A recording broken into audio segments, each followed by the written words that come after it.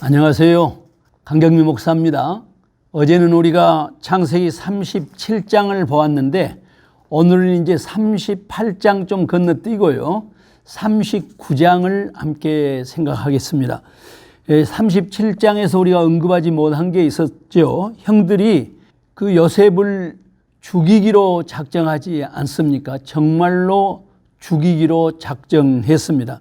일종의 군중 심리가 상승작용을 했지 않나 이런 생각이 듭니다. 그때 이제 요셉을 죽이지는 말고 저 물이 없는 구덩이에 던져버리자 이렇게 역제안을 했던 사람이 루벤, 큰형 루벤인데 루벤은 그 요셉을 살려서 아버지의 품으로 돌려보내고 싶은 그런 의지가 분명히 있었습니다. 창세기 42장 21절에 보면은 그때 요셉이 살려달라고 애원을 했다라는 그런 형제들의 회고가 나오죠.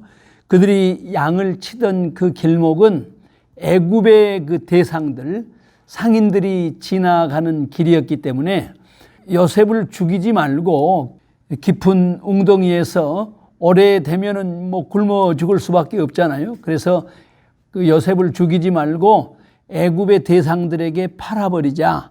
이렇게 또 제안을 했던 사람은 유다예요. 그래서 이제 결국 요셉이 그 애굽의 대상들에게 팔리게 되지요. 요셉이 죽음의 위기에 직면했었는데 루벤과 유다 이 두 사람 때문에 간신히 생명을 구했습니다. 하나님의 개입이라는 것은 분명한데 왜 하필 루벤과 유다가 개입했을까? 이런 부분들은 또 우리가 생각해 볼 만한 그런 연구 대상이 될 것입니다. 그렇게 죽음의 위기를 넘긴 요셉, 마치 이제 애굽으로 팔려가서 그 왕의 친위 대장, 요즘으로 말하면 대통령 경호실장 정도 될까요? 아주 고관의 집에 종으로 팔려갔습니다. 성경은 애굽의 요셉에 관해서 아주 거침없는 증언을 하고 있죠. 애굽으로 팔려가자마자 하나님이 그와 함께 하셨다. 하나님이 그를 형통케 하셨다. 이렇게 증언하고 있습니다. 그리고 거기서 그치지 않아요. 주인이 보디발이 보니 하나님이 요셉을 범사에 형통케 하셨다. 그러거든요. 무슨 의미일까요? 무슨 보디발이 하나님을 아는 그런 사람은 아니었겠지. 어떤 초월자가 계신다 이런 정도의 생각은 가지고 있지 않았겠어요? 그래서 그 보디발이 요셉에게 그가 하나님께 복을 받았다라는 그 말의 의미는 이런 뜻일 겁니다. 이놈한테 젊은 놈인데 이놈한테 뭘 맡기든지 척척 해내거든요. 젊은이가 아주 대단하거든요. 절대로 신뢰할 만하거든요. 그러니까 이제 그런 현상을 보고 세상 사람들은 이 젊은이가 하나님께 복을 받았구나 이렇게 이야기를 한 거죠. 4절에 보면 이렇게 돼 있습니다. 요셉이 그의 주인에게 은혜를 입어 섬김에 그가 요셉을 가정 총무로 삼고 자기의 소유를 다 그의 손에 위탁했다. 할렐루야. 참 사람이 어떤 경우에든지 이런 신뢰, 어떤 사람에게 이런 신뢰를 받는다라는 것은 쉬운 일이 아니지요. 이것이 바로 요셉의 인간다움, 요셉다움이라고 말할 수 있겠습니다. 생각해 보세요. 요셉의 입장에서 생각하면은 뭐가 형통한 것일까요? 어서 빨리 하루라도 빨리 집으로 아버지에게 돌아가는 것, 그게 형통 아니겠어요? 40장 15절에 가서 보겠습니다마는 요셉에게는 일구월심 집으로 돌아가고 싶은 그런 마음이 간절했습니다. 그러나 그 길은 열리지 않았죠. 만일에 그때 요셉이 자기 생각대로 아버지 품으로 돌아가는 길이 열렸다면 요셉의 생애가 어떻게 되었겠습니까? 보디발의 입장에서 보면 요셉이 어떻게 되는 것이 형통이라고 말씀드렸나요?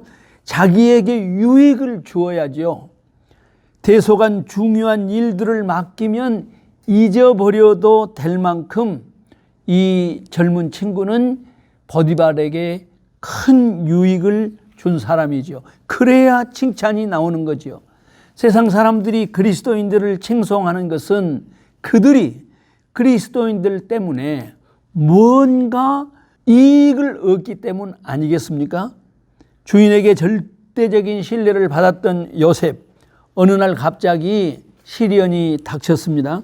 주인 보디발의 부인이 요셉을 유혹하기 시작합니다. 요셉이 단호하게 거절했지만은 부인은 보디발이 집에 없을 때 날마다 그랬어요. 날마다 요셉을 유혹했습니다. 요셉은 주인이 자기를 절대적으로 신뢰해 준 그 은혜를 잊지 않았습니다. 내가 어찌 주인의 아내에게 악한 일을 하겠는가?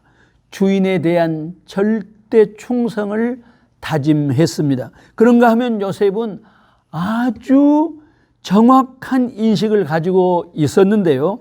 내가 어찌 하나님께 죄를 범할 수 있겠는가? 주인에 대한 배신은 하나님에 대한 범죄다.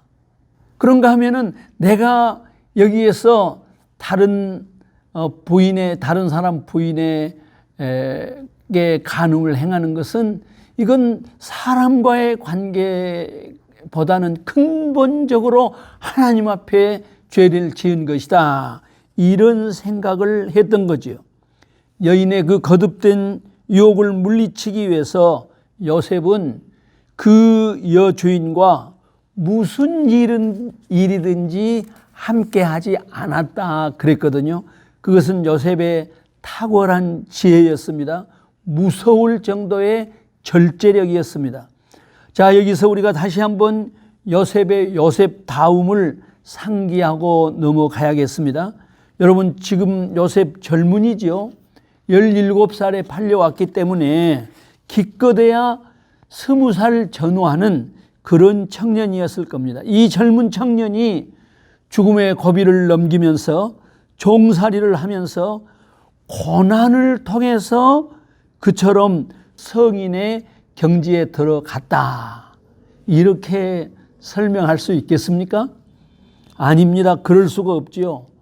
우리가 이미 37장에서 본 것처럼 요셉은 어렸을 때부터 정직했고 신실했습니다. 아버지의 양을 칠 때도 그는 거짓말할 수가 없었어요. 형들하고 같을 수가 없었던 것입니다.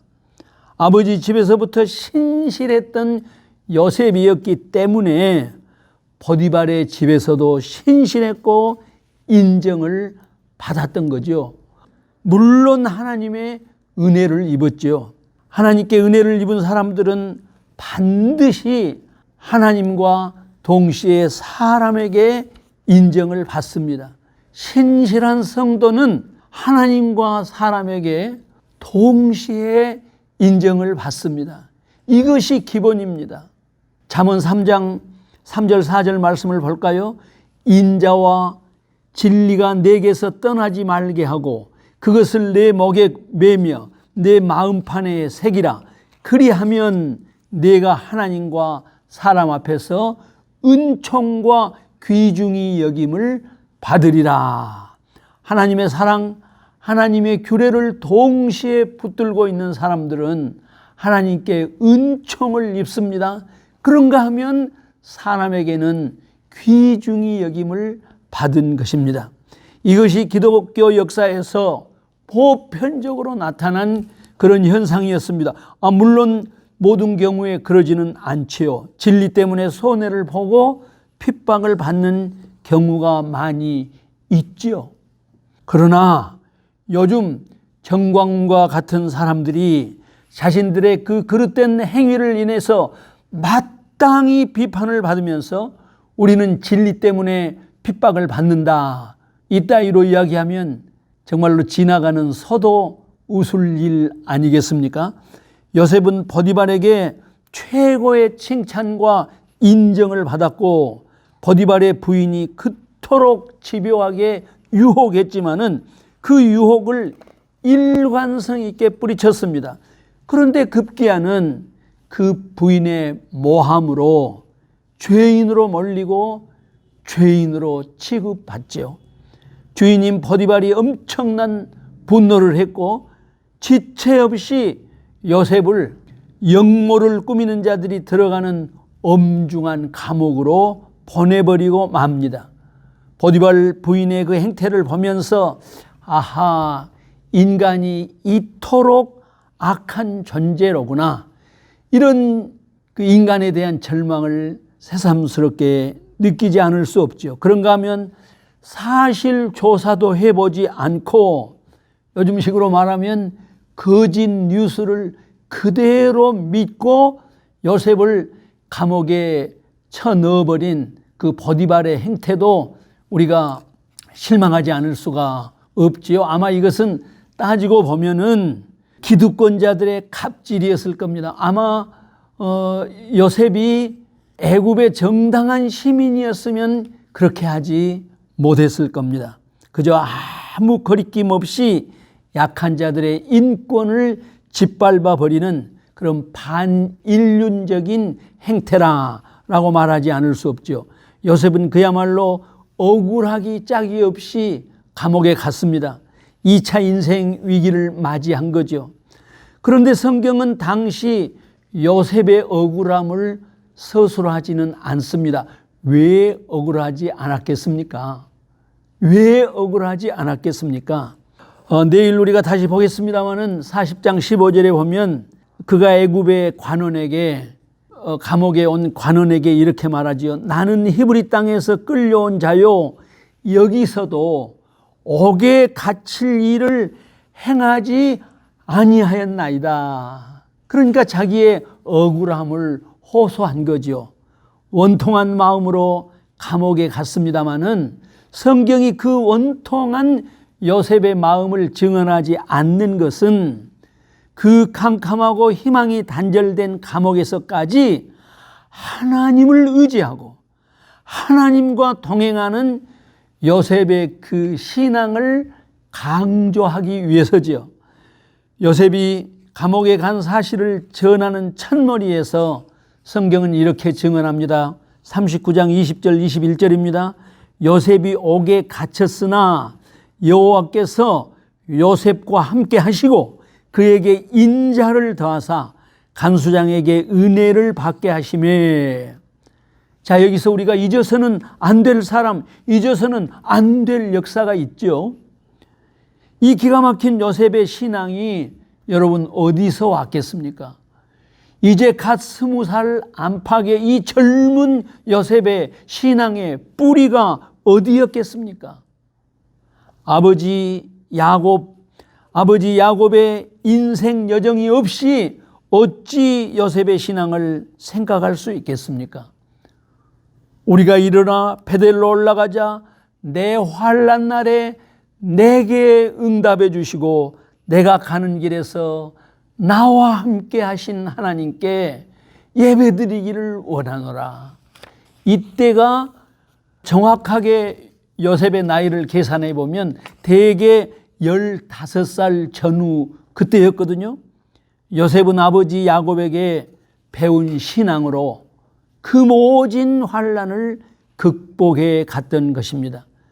그 결과 꿈에도 생각하지 못했던 그 무서운 감옥에서 어떤 일이 일어났을까요? 39장 22절 23절입니다. 간수장이 옥중 죄수를 다 요셉의 손에 맡김으로 그 재반 시물을 요셉이 처리하고 간수장은 그의 손에 맡긴 것을 무엇이든지 살펴보지 아니하였으니 이는 하나님께서 요셉과 함께 하심이라. 여호와께서 그를 형통케 하셨더라. 할렐루야. 이런 요셉의 생애를 보면서 우리는 훗날 같은 하나님을 섬겼던 바울 사도의 말씀이 기억나지요? 하나님을 사랑하는 자, 곧 그 뜻대로 부르심을 입은 자들에게는 모든 것이 합력하여 선을 이루느니라. 혹 여러분들이 오늘 기가 막힌 환난 가운데 있다 할지라도 일편단심으로 주님을 의지하고 사랑하는 그 신앙의 기초에서 흔들리지 않기를 주의 이름으로 축원합니다. 기도하십시다. 하나님 아버지, 요셉이 형들에게 억울한 일을 당했고 또 그가 그렇게 충성했던 보디발의 집에서 억울한 일을 당했습니다. 억울한 마음이 어찌 없었겠습니까마는 살아계신 하나님을 의지하고 하나님만 바라보았던 요셉의 생에 참으로 모든 것이 합력해서 선을 이루게 하시는 아버지의 영광을 요셉의 생애를 통해서 확인합니다. 우리의 믿음을 굳게 붙잡아 주시옵소서. 예수님 거룩하신 이름으로 기도하옵나이다. 아멘. 구독, 좋아요, 알림 설정